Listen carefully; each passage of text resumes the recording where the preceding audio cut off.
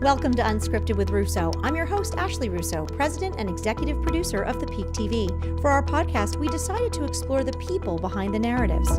I'll introduce decision makers and influencers who are winners in their field and find out the intimate story behind their rise to success. All right, I am so excited today because I am being joined by my good friend Robyn, who owns Sagra Bistro and now Sagra Beans, both Hellertown, Bethlehem. You are amazing. You are such a good steward of our community. You cook food like you would get from your grandmother's kitchen. And now you're at this new venture. So I'm so happy to have you here, Robyn. Thank you. Well, I'm happy to be here anytime I get to hang out with you, beautiful ladies and gentlemen here in the room. But wow, yeah. we're so excited. You know, one of the things that happened for us at ASR is when we moved to Hellertown about a year and a half ago, you and I had met through various community events and I think some friends, mutual friends and from the town. And but you were just so great and welcoming us to town. So I want to thank you for that publicly because that really meant a lot to be on Main Street in Hellertown with you. And I know people love your food. Thank you. They do. They love you. They follow you around. My father-in-law, I'm going to tell you. Okay, now he's Italian from Brooklyn, 100%. Right? So he knows how to cook. He knows how to eat. And we took him to your restaurant. Right. Yeah. And ever since then, every time he comes here for anything, a doctor's appointment, to visit the grand, he says, oh, I'm craving that food, that Sagra, that food. Where's that onion soup? It's unbelievable. He tells everybody in New Jersey. Oh, that's awesome. Oh, he does. He really, he might be your new poster child. I love that. You know what? Those are the best recommendations, though, are from people who've eaten there. It's the best way to advertise and promote what you do is by everyone just singing its accolades. And you can't make it up, right? Like people really, they love it, they connect with it, or they don't. Yeah. That's kind of cool. I want to learn more about you, the person, before we think of you, the restaurateur, or you, the roaster. Tell me a little bit about where you grew up and what your family was like. Okay, so I grew up in Orange County, New York, in a small town called Chester, which is near Middletown, Goshen. I come from a very Italian family. My mother, they're not first generation. My grandparents came from Italy, but my parents were born here. And I have a brother and a sister. I'm the oldest. Okay. My father grows onions. That's his business? Lettuce and onions, yes. Wow. Yes. That's interesting. Yeah, so we were onion. I can't say farmers. that I've ever met an onion farmer. I have met lots of farmers, but not onions. Yeah, I guess I never thought about where do onions come from. Well, up in Orange County, they have black dirt. So there's only 3 areas in the United States that have black dirt. Orange County, New York, Salinas Valley, California, and Belle Glade, Florida. So the ground is very rich. The soil is dark. It's actually black. But onions and lettuce grew really well there. So my great-grandfather, when they immigrated from Italy, they came here, they started that business. And then my father and uncle took it to another level. Now, how did they end up in that part of New York? To be honest with you, I'm not really sure. I guess they just kept moving. Okay. Let's just keep sort of going. like how people end up here in Pennsylvania. Right. They kept moving east or north or south or whatever. Okay. It's okay. So where I live, they called it Garlic Hill because we were all Italian and we were all related. So so I grew up there, and I had a great family. Now, did you work on the farm? No. You did not work on No, the farm? I did not work on the farm. Okay. When I was probably 13, I would go and answer the phone. This is when they were very small. It grew into quite a large operation. And did your mom work in the business as well? No, Was it she stayed at home. Okay. She made the food. She ran around after us. We were very athletic. I played softball and soccer and basketball. In the summer, I played a bunch of softball leagues, and my brother the same. And my sister. So she was really there. It was true, me, I'm man. They make the money, and she took care of the family. But it's oddly enough, she raised my sister and I to be a wife and mother. Not really to be business I was just going women. to say to you, so you had a rather conventional, traditional upbringing. Yes. But I would not describe you as a conventional, traditional person. No, and my sister and I are both very driven businesswomen. Now, when you look back and think now, even though you didn't, and you say you didn't work in the business, but now you're telling me you answered phones at 13. That's working in the business. Right.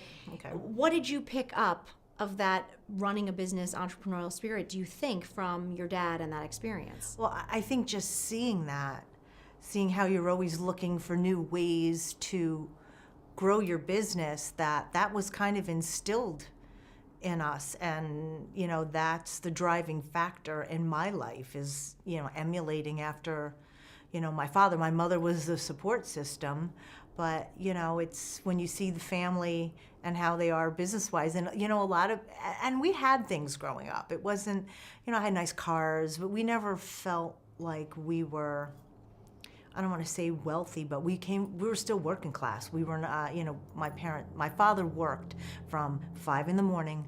until 8, 9 o'clock at night in the summer. In the winter, in the early years when I was a child, he worked winter jobs. Like he worked at the ski slope making snow. They were, he was working all over the place because they needed to continue to make money.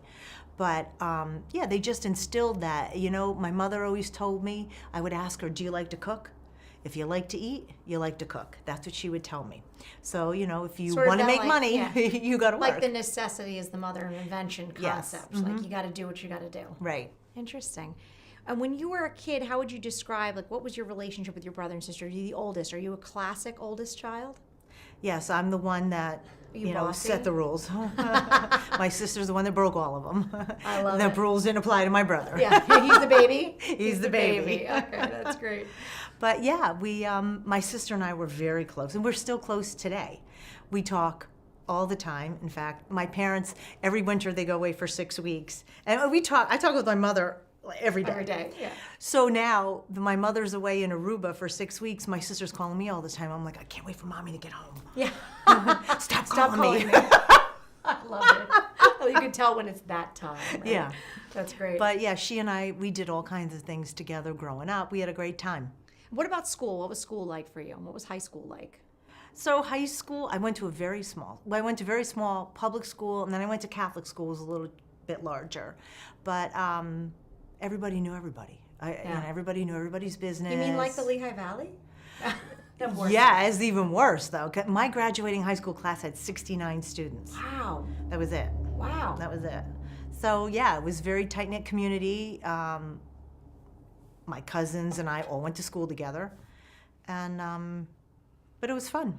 We grew up in a small town, so obviously you really couldn't do too many things without someone seeing you. Someone knew what you were up yeah. to. What was next? After you graduated high school, then what happened? So, I started making cheesecakes in my parents' house when I was about 16. So that started my whole, oh wow, I can make money with food. Interesting. Why cheesecakes? My mother had a really great cheesecake recipe, and she knew family friends had a farmer's market, so then I would sell them there, and I was making fudge and, experimenting. I would babysit my brother and sister. That's when you could go out, and I was like 12, and you had a babysitter that was 12. Not that I would ever leave my kids alone. With a 12-year-old? But my mother had this Betty Crocker cookbook, the orange one. It was a binder, I know it. Yeah. and I would make coffee cake.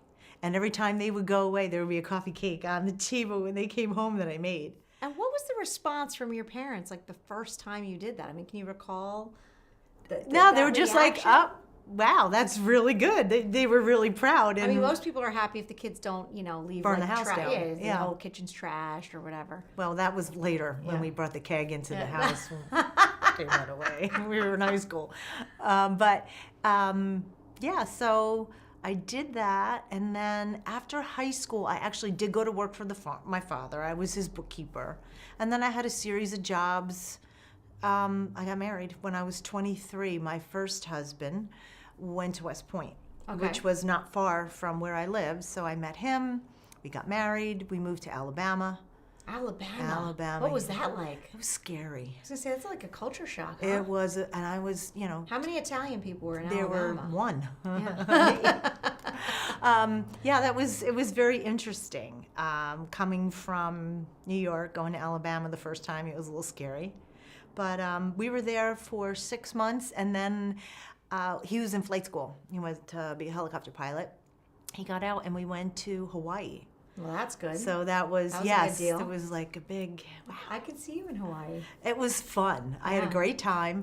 What island? We're on Oahu. Okay. And I had started teaching aerobics on base. I was going to be on. There was a show Is this called. like step class time? Are we in? Well, it wasn't step think. yet. Okay. Bodies in Motion was a show with Galad on the beach in Hawaii. I was supposed to be on that, but then I got pregnant. And I couldn't do it. I was having some problems in the beginning of my pregnancy with my daughter. So we were there 5 years. My daughter was born there. My son was born there. Then we moved here, unfortunately. The marriage didn't work out. I had a series of jobs. I worked for Pepsi. I was always in sales. And I don't know how much of the nitty-gritty you want to go through. You want to share, but it's interesting. So you come back from Hawaii. Right. And this is now, does he get stationed somewhere here? Was that No, he got out. He got out of the Army, and then what I actually started, he was working for Pfizer. I started making, because they would bring food to the doctor's offices. So I was making muffins and cookies and lunches and all in the house. Then I started making desserts for restaurants. I would bring my daughter to daycare, or to whatever pre-K she was in, and my son would take a nap because she went in the afternoon, and I would bake.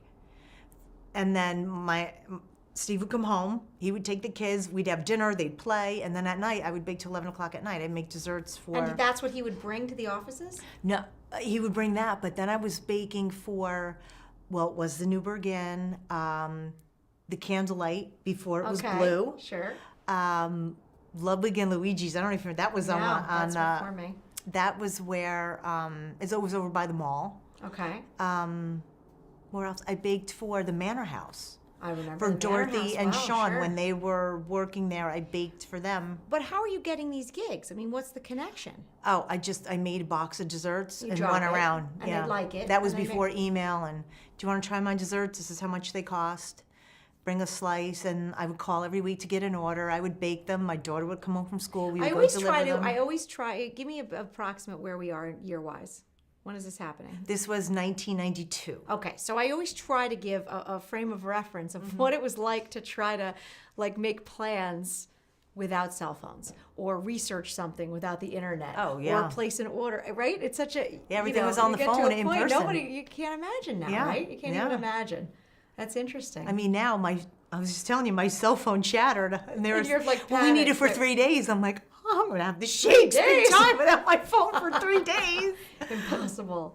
That's amazing. So you start baking, and there was some baking. You had baked the cheesecakes. You'd bake cheesecakes, cake, and baking. layer cakes. Why baking over cooking? Why was baking? Because there was a market. That's where the market was. Okay. You didn't really cook dinners from your home back then, although that would have been a huge meal replacement thing.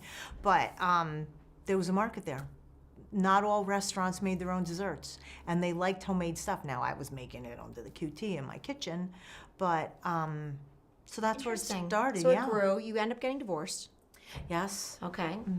And then I worked for a sourdough bread company. I ran a catering program for a supermarket in New Jersey.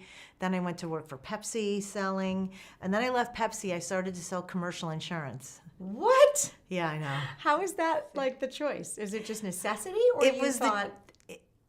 it afforded me the opportunity to make the most money. And it was commercial insurance. It wasn't life insurance. So I went to businesses. And I tell you, you really learn how to sell when you sell a piece of paper that says, hey, if you have a claim, I hope we'll be there for you. I make no guarantees. No. That's incredible. I did that for 10 years. Did you really? I did that for 10 years. I never years. knew that. Yeah. What did you learn? What's the lesson you think that you took from that job in particular that you take with you into life today? I think it taught me how to build relationships within the sales circle, I guess so to speak. How to cultivate a lead, how to maintain that lead, how to keep the lead, how to develop the relationship, and nurture that. So and I use that when I just hired somebody to do a little bit of selling for me, and I'm just going over, these are the, how to overcome the objection. You already need to know, kind of what people are going to say and what they're going to have, what objections they're going to have, and how do you overcome that. It's amazing how you can take something that you learned in a field that has nothing to do with what and you're doing now. And as boring now, as anything. But now it's applying to what you're doing. Yeah. So let's fast forward a little bit. What happens after you're selling this commercial insurance? I mean, at what point do we jump into the world you're in now? Well, so I was single at the time, and I met then my second husband, Okay. Jim, and Jim and I are best friends now. Cheers, Jim. We married. Here's to Jim. We're cheersing you, Jim. So anyway, Jim and I met. He was a chef down in Reading. We met, and he moved up here. And my girlfriend, we would cater. We were doing little catering jobs because he was a very good cook. He is a very good cook, and that led to us opening in Palmer Township Sagra Cooking, which was a demo kitchen. He entertained everybody, and we had specialty foods, all kinds of unique things. I was doing olive oil and vinegar tastings 15, 18 years ago. Wow. And then we decided we were renting. We wanted to buy a place, and we started to look, and then we found this building here in Hellertown, and it was already a restaurant. So we opened a restaurant. That's I learned a lot. I knew how to cook. I knew how to cater. And catering cooking, I did a lot of that. Catering cooking and restaurant line cooking were completely different. So I learned a lot about the restaurant business from Jim and from owning the restaurant. So I went from being a catering cook. Time moves forward. The marriage doesn't work out. I ended up buying him out of the restaurant, and I took over the kitchen. So then I was the cook. I was the head chef. I use that term loosely because I'm a chef in the sense of the word. I cook in a restaurant, but I'm a cook. You know, I learned from my mother, my grandmother. I did not go to school to professionally learn how to cook. I cook from my heart, and I cook what I like. I mean, I make food. Believe it, that I don't eat seafood at all, but I make seafood, and I make good seafood. But That's interesting. But you know, you can feel it and taste it, right? Like it's the kind of food, like I said, that you would get, especially as an Italian. You know the kind of food you'd get from your grandparents, right, exactly. And that's what you feel when you go to Sagra. And even people who didn't have that experience, they can't quite tell maybe what they're connecting to. But it's interesting. What is the difference when you talk about catering food and kind of restaurant food? What's the difference? So you come to me and say, I'm having a party for 50 people, and this is what I want, and you're just making bulk food, putting it in a pan, or, well, you're plating it if it's a served dinner. But you know exactly what you're doing at that given moment. You know how much food you need. Like it's a prescribed menu, Right. amount of people. Restaurant, Okay. you don't know who's going to come in, when they're going to come in. And I you have to always be wonder that. I mean, how do you manage what you're keeping fresh and using it, and how do you do that? Well, where I am here, we buy small quantities, and unfortunately, sometimes you'll come in and we're out, just because we don't make I huge kind of like amounts. that, though. I'm going to tell you, as a consumer, I like when a restaurant tells me they're out of 2 dishes, and I'll tell you why. Because it means to me that you're buying fresh, you're buying small quantities, and what I'm about to eat isn't left over from 6 days ago. Exactly. That makes me Yeah, well, and it should. Some people not get the annoyed case, by it. but Yeah. you know, I understand that. But sometimes we just run out. So, but you know, we tried to. Now I have So now I was in the kitchen, and then I had wanted to open a coffee shop. I'd started roasting my own coffee beans 3 years ago. Because at some point, this is jumping around the timeline, but Jim and I were going to sell the restaurant. My adult children now are living in Florida, and I wanted to move to be closer to them.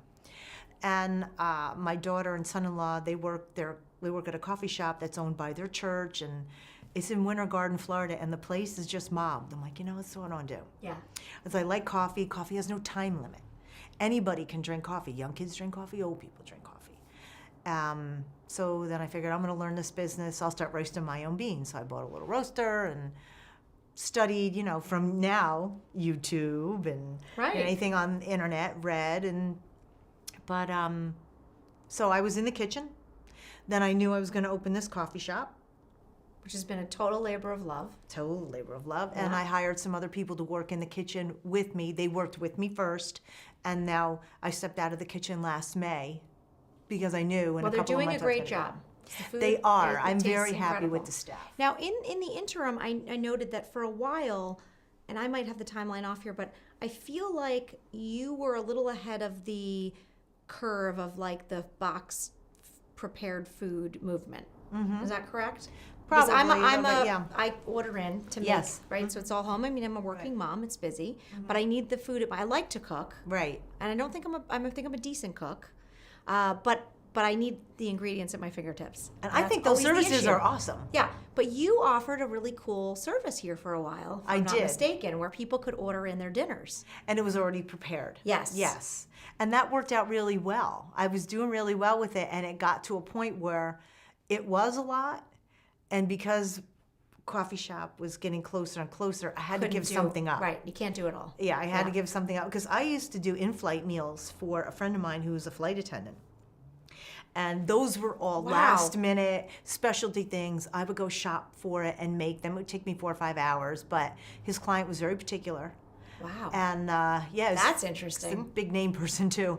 And I won't mention who it is. But I had to give that up as well. And it was hard to say no to these people, but it's like I had to do But you had a dream and something. a passion. Yeah, because the coffee shop, I want to have more of them. I don't want this to be the only one. I've created the model.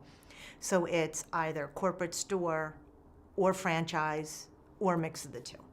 And one of the things that is unique about the coffee shop is you really are creating a space for people to gather. Yes. And you're serving food. I am. Real food, like Yes. locally sourced. Mm-hmm. So tell me about the model of Sagra Beans. So you're on the south side of Bethlehem, so you're in this sort of emerging community. Yes. There's a lot going on. You've got the hospital, you've got the arts center, you've got the Charter Arts High School, you've got, what am I missing? Lehigh. They're building Northampton more. Community College has, I mean, everything is sort of It's very gathering, exciting on yeah. the south side. But you're not, I mean, I like that you're called Sagra Beans and you're a roastery, but I don't really put you in that same category because you have a lot of other things going on there. I do. So we have breakfast, lunch, dessert, pastries. We make breakfast sandwiches, bacon, egg, and cheese, those types of things. We have sandwiches that we prepare. Some of them have our famous cheese tort inside of them. It is famous. But we're looking to find things that people want to eat for lunch that they feel like they're getting something good and something fresh, because we make everything the night prior. Yeah, we just want to have a place where people can come in and say, hey, I want to sit down and have a cup of coffee, maybe have dessert at night. Because we have coffee, lattes. We also have tea. We brew tea. We have some interesting teas that come from berries and nuts and fruits, and so it's all natural. You're also pretty sensitive to a lot of the dietary stuff going on. Like I noticed you've got gluten-free options, you've got vegan options. We do. And do you find that that's pretty well received? Is that a growing community in the Lehigh Valley? It's a growing community. We saw it drop off a little bit when the students, when Lehigh was on break, but a lot of the young millennials are vegan. So we have vegan cheese. I have a baker that bakes vegan desserts for us. And I tell you, the desserts, you would never know that it was vegan. They're very rich and delicious. So it's a nice thing to offer. People are very excited. It's been great. I mean, I have to tell you, we've been so excited to follow your journey. The coffee's amazing. My husband heard you were coming here today and immediately said, we need beans. He's like right away. So, I think the word is getting out. I want to ask you to go back in time for me a little bit and talk to me about being a working single mom. What was that time like, and what were some of the challenges that you faced? So it was tough. Yeah. It was very tough. I can remember when I first started selling insurance, I had no money. I can remember one day, this is before the internet, you called the bank, you have 10 cents. I'm like, oh, that's nice. I have 10 cents in my checking account. And I had a daughter who's cheerleader and football and twirling and all the projects. And I can remember a couple times driving into my territory, which was Montgomery County at the time, in tears because it was just so much on my shoulders that it wasn't a good time. But, you work through it. My kids were great. We did all kinds of things together. We were all over the place. So I tried to make the best of what we had. Yeah. And, we would always go dinner and a movie was Saturday night for us when, because they would go to their father. Their father's a good father. So he was very involved in their life. So it wasn't like I got 2 children dumped on me and I was my sole responsibility. So, But What do you think you took from that time? Like when you, and how do you think that it positively influenced the people that your kids are? Because you have 2 great kids, and those are big life events that have an influence on them. So what do you think the takeaway has been for you and for them? well, I can tell you because both of my children have told me this, wow, Mom, I didn't realize all the things that you did. Because now they're meeting other people. My daughter's married, but they meet other people through college and through work, and they listen to the stories about their families, and they're like, "Wow, Mom, you were amazing. I can't believe you did all this stuff, and you taught us all good things." And so it comes. You don't realize It comes what you're back. doing Yeah. until 10 years later when you're like, "Oh wow. Maybe my kids aren't going to be in therapy. My mother killed Or me." at least if they are, you're not the first thing on the list. I'm number 5. Right. That's always my goal. I'm like, just please don't let me be the first thing on the list. That's funny. Well, that's cool. I mean, I think that's a neat thing. I mean, when you look back, do you feel like a sense of accomplishment over where you've come? Yeah, I do. And I even sometimes, like, when I hear my children speak, it's like, wow, you sound like me. That's amazing, and I see my daughter is very driven, and my son is as well, and their father's now is an entrepreneur as well. He owns his own business, so they see that model, and they're like, wow, I want to be like my parents. Now, can your kids cook? No. Really? My That's daughter so cooks a little bit. interesting to me. No kidding. I made But their baby food. I'm going to tell you something. My father, as I told you, my father was a wonderful cook. And my husband, and I don't want to speak for the other children, but no one else really cooks. Let me just say that. And it's interesting how, you cook for them, but they don't learn how to do it. My daughter is learning now. I don't think they ever really liked to do it. And I don't know if that was because we were just always so busy, because don't forget, when I was younger, we weren't running to pre-K, mommy and me, paint class, dance class, twirling. You just didn't have that type of lifestyle. But my daughter does cook now. In fact, when they were in Aruba, my parents go for 2 months in January. They have a condo there, and my daughter and son-in-law went, and she told my mother, "I just want you, let's cook. You show me how you make meatballs." She's so smart. That's the best thing Yeah. to learn. And Yeah. it's funny because now my daughter's 14, and I learned a lot of cooking from my grandmother. And what I find she asks me about the most was this Gigi's recipe? Now, she was nanny to me, but she was Gigi to my kids, great grandma. Yeah. And that's what they ask about. Yeah. They want to know the history. They want to connect to the food. So that sort of leads me to what I want to talk to you about next, which is, what is the connection with food and people? And what do you feel when you cook for someone? Well, I mean, it's just when someone eats something that you've made and they smile and you have these intense and amazing conversations sitting, and that's what I remember growing up, just sitting around the table at dinner, and it could be just us, it could be relatives coming over, but just that time that you share with people over a good meal. It is an incredible thing. It is an incredible thing. And I find that I tend to like to cook for a lot of people. My biggest struggle when I got married and had kids was, how do I cook for 4 people? I'm from this big family. You always cook for 15 people, right? But it gives you this sense of community. Yes. And your restaurant has really provided that for Hellertown. Do you have perspective a little bit on Sagra at this point? Well, and what first it off, means for this Sagra in community? Italian means festival. Yeah. And I came up with that name because I thought, wow, that's pretty cool. A festival is a celebration with family and friends, and what a great place to come and celebrate with family and friends. So that's why I called it Sagra. But I always wanted a go-to restaurant. I wanted a place where people felt like they could come 2-3 times a week, and we do have that type of clientele. If you want a burger, you can have a burger. Or if you want, I don't know, scallops, you could get scallops, or a really good cut of steak. My favorite thing that you offer, I'm just going to tell you, not from a food standpoint, but from a practical standpoint, is that you have half-size salads that are reasonably priced. Because I'm somebody that no matter what I order, I'd like to have a salad.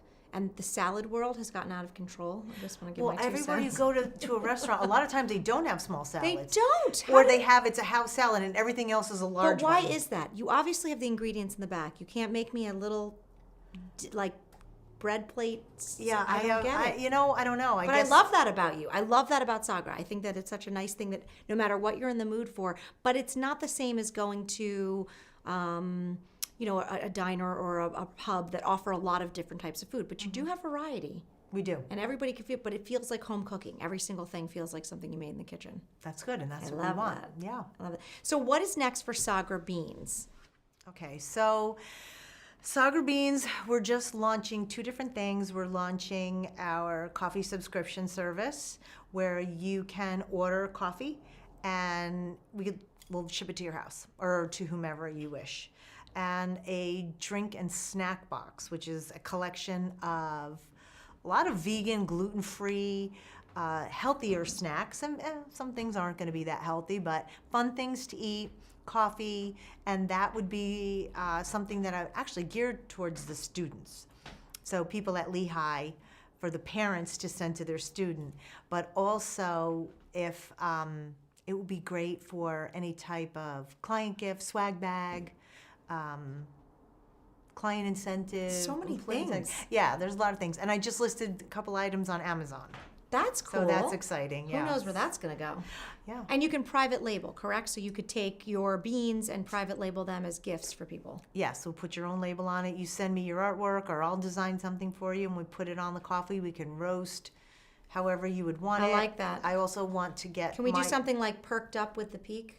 We can. Perk up with the peak? Yeah, I'll I don't work on know. that. So- all right, I like it. I'd like to see my beans. I'm going to put them now in 2 locations in the Lehigh Valley, but I'm looking for more placements to sell the bags and also locations to actually brew the beans. Is that part of the business I really want to grow. Plus, we'll start to look for additional locations and, like I said, possibly franchising. When you are learning about the roastery side of the business, is it a lot like learning how to make wine or how to make beer or something like that? I mean, is the roasting very specific in what you can get out of it as a product? Feels like there's an art to it a little bit. It's an art and a science. So what I do is I go to where I import the beans from, their website, and I see what they have in-house because it's an agricultural product. So sometimes they have and sometimes they run out. And what I'm envisioning I want from my coffee, what kind of tasting notes I want out of it and what I'm going to do with it. And then they send me samples. I roast it up and taste it. And then I decide, okay, I like this or I don't like this. And if I like it, then we figure out how I'm going to use it. I'm going to do a single origin. I'm going to do a blend. So our house roast is called Have a Nice Day. And it's a blend of beans, Arabica, and Robusta. And I chose this Robusta because it has more caffeine. So my coffee, while it's not, I do roast some of the beans on the dark side.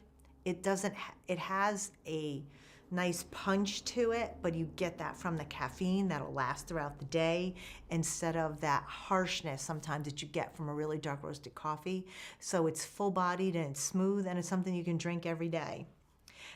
So I have 4 roasts. I have an espresso roast that's half and half, Robusta, half Arabica. I call that I'll sleep when I'm dead. I have a half calf. So half caffeinated, half That's good. regular. I'll be there for you. I say when decaf isn't enough and regular coffee is just too much, we'll be there for That's you. perfect. And then decaf is called Lie to Me. I saw one of my Facebook friends had posted something about coffee. Lie to me today about how much we're going to get done. And thought, That's a good name. that's a good name for a decaf. It's amazing how much the naming and the marketing piece is so important. It's very cool. Right? And they're all Bon Jovi songs. Yeah. Okay. Let's talk about Bon Jovi for a second. Let's talk about Bon Okay. Jovi. Tell me about your love of Bon Jovi and your love of 80s. So I've been a Bon Jovi fan forever. Since the beginning. Since the beginning. My children are Bon Jovi fans. I've seen them probably about 20 times. I've taken both of my children to several concerts. But just most recently, my very best friend, Sherry Casilio, surprised me with front row seats to see Bon Jovi at the PP&L Center here in Allentown. So I was very obnoxious that night. I stuck that front row seat ticket in everybody's face. Look at, I'm in the front row. You're back there. But yeah, and she had a great time watching me jumping up and down, screaming and dancing. Was it a great life experience? It was a bucket list thing. Have you met him? No, next. I'm hoping he comes to the coffee shop we need to get that. because I named all these. Are you tweeting him or anything? You know what? I made a video because I was an LLS Woman of the Year candidate last year looking for backstage passes. So I made a video like they do when they're asking a movie star to go to the Marine Ball prom. But they obviously have more clout than I do. Someday we got to work on him. that, though, Robyn. We got to work on that. You know, you mentioned LLS, the Leukemia Lymphoma Society, and you were one of the Women of the Year. You raised a lot of money. You're very good to this community. Where did that sense of community come from? Is that something that you learned through your family? Is it something you learned through life? Why do you give back? I think it's very important to give back. You know, not everybody's as fortunate as you are, and I am not a greedy person. I feel that if I can do something for somebody, that makes me feel good. And I want to feel good about my life. I want to make an impact on someone's life, whether it's through raising some money to help cure an illness, or, you know, giving some positive words to somebody, mentoring a young girl maybe to reach for her goals and her dreams and let them know that anything is possible. I love that. Yeah. It's such an important part of who you are, and I think it like really weaves you into kind of the fabric of this community in so many ways. Because anyone I talk to about you and Sagra, and now Sagra Beans, lights up. It's a universal reaction to you. In case you're not aware of that, it really truly is. Yeah. All right, so I want to ask you a little bit about your tattoos, your love of Harleys. Okay. What's your free time like? What do you like to do in your free time? So in the 5 minutes I have free right now, I have a motorcycle, but I have a Triumph. Okay. So we will forgive you for the Harley comment. Okay, you have a we love Triumphs here. Yeah. I don't know. You don't know anything. This is totally Greek to me. It's so freeing. I never thought that I would love to ride my own motorcycle, but it is just amazing. And then I don't know why, when I turned 50, I just went tattoo crazy. And what was your first tattoo? My very first tattoo, I had a little butterfly done 20-something years ago. Okay. When Cher was getting them done. That was my first one. I have a butterfly. I've got a couple on my wrists. I have a heart on my calf here. I've got one On your side. You've got, I've got a little dragon over here, and so what is it about the tattoos? I don't know. It just was cool. I actually do have one that's very important on my shoulder blade. It's a compass, and it says "Never lose your way," and I never want to lose my way. I think that's. And you seem to be making your own way.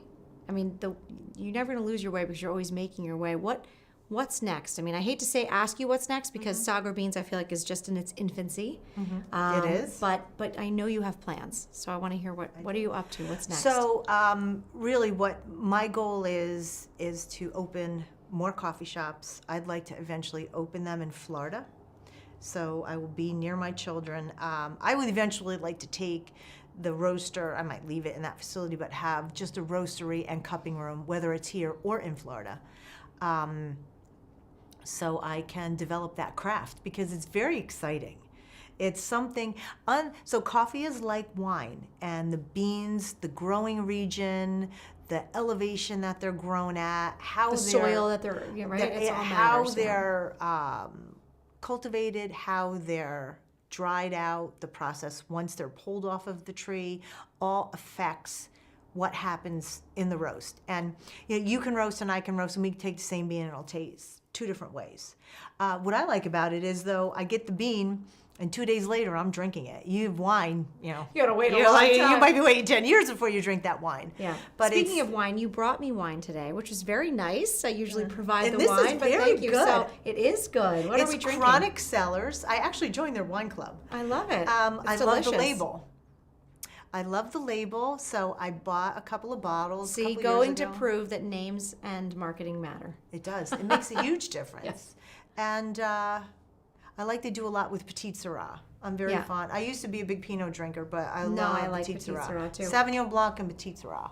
What is a life lesson that you have learned that you would want other young entrepreneurs or people starting out in their life to know? A life lesson. I think once you have a dream, you have to do whatever you can to pursue that dream.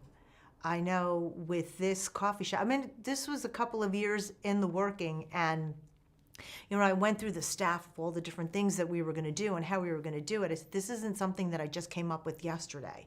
I spent 2.5 years thinking through every detail, getting to this point of where we are, and I had a vision of where I wanted it to go. So everything is a build-up to where it is now and where it's to go in the future. But I just think, just don't let money, don't let people put you down or tell you you can or you can't. If you really believe in it, you'll find a way. You might not succeed every time, because I have had some failures, but the failures make you stronger, and I think the failures make you more successful, because you're like, well, I'm not going to do that again. I know I'm not going to do. You learn from it. You learn from it. Yeah, absolutely. Robyn, it's been so great having you here, but before you go, we're going to do a little rapid fire, just random questions. Okay. What is a job that you could see yourself having that you've never had? Like if you could be in a different career, what would it be? I think I'd be a flight attendant. Really? Yeah. I love that. I always wanted to be one when I was younger.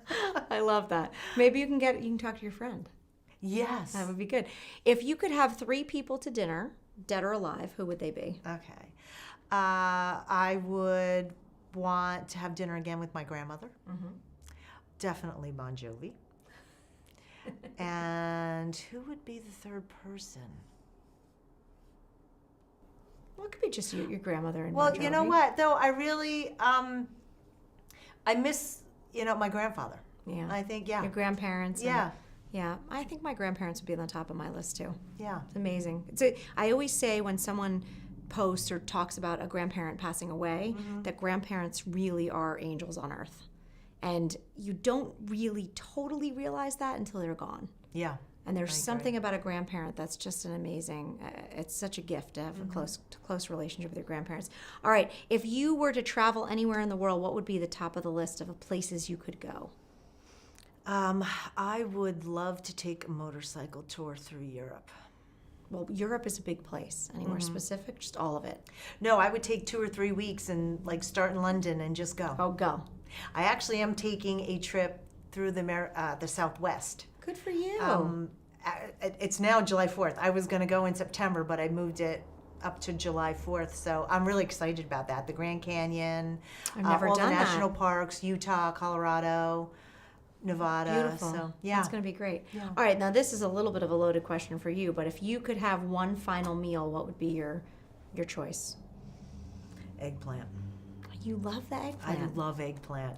You make a unique dish. So I should just tell people who have never been to Sagra where you put eggplant and chicken parm On top of together. one another. Yes. And it's outrageous. Yes. So my mom, we were there. It was in the summer. She was making chicken cutlets, and she made eggplant, and she made some pasta. And we're all sitting there. I'm like, I'm gonna take this chicken. I'm gonna put some eggplant on top of it. My sister's like, man, that looks good. I'm like, it is good. And now it's a staple. People now come it in is and a ask staple, for it. yeah. I love it. Yeah. Robyn, it's been so good having you here. Thank you for so having me, much. too. Thank you for all that you do for our community.